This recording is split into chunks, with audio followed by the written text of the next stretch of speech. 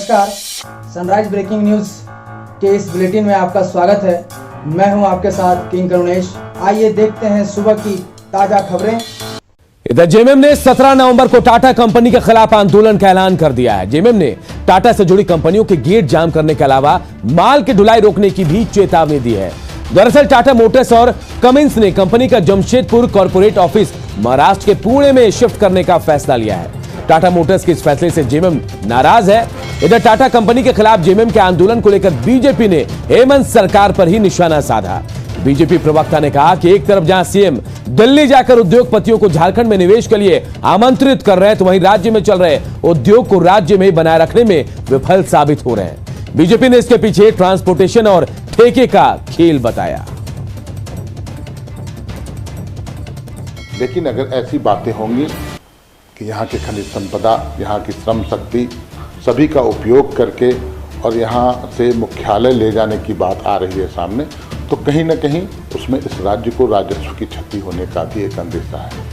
निश्चित तौर पर वैसे सभी काम, वैसे सभी फैसलों के खिलाफत करने का जो काम है वो झारखंड मुक्ति मोर्चा करेगी, जिससे झारखंड और झारखंडियों को नुकसान पहुंचने की संभावना हो। में जो मदर प्लांट है टाटा, जो देश की सबसे बड़ी कंपनी है, उसको हम किसी भी कीमत पर, चाहे किसी तरह का कोई त्याग करना पड़े, किसी तरह का कोई उनको कमी है या रिसोर्सेज में कमी है, तो उनकी सारी पूर्ति की जाएगी। लेकिन हम लोग ये जरूर चाहेंगे कि टाटा, जिसकी पहचान झारखंड से है, वो झारखंड में स्थापित है और झारखंड में ही वो रहे, झारखंड में ही उनका हेडक्वार्टर रहे।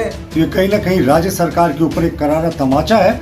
जिस तरीके से उन्होंने राज्य की खस्ता हाल कर दी है, यहाँ निवेशक आने से कतरा रहे हैं और दुखद बात है कि जो पहले से स्टैब्लिश कंपनियां थी वो भी शिफ्ट कर रही हैं। और ये जो सारा कुछ आंदोलन हो रहा है उसके पीछे बताया जाता है कि कहीं ना कहीं ट्रांसपोर्टेशन और ठेके का खेल भी एक बहुत बड़ा कारण है।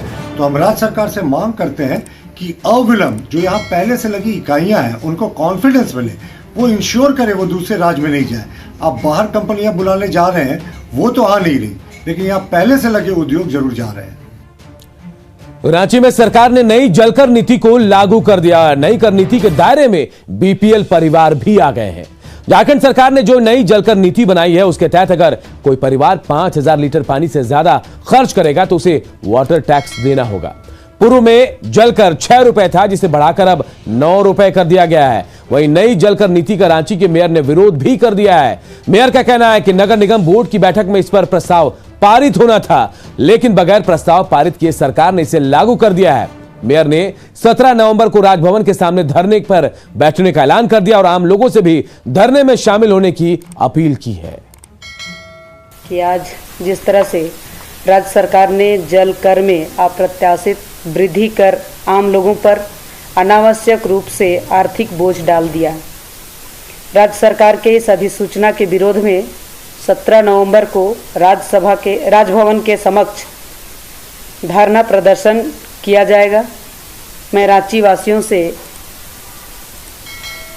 सभी सामाजिक, धार्मिक व राजनीतिक संगठनों से जन आंदोलन में शामिल होकर राज्य सरकार की जन विरोधी नीति का विरोध करने की अपील करती हूँ।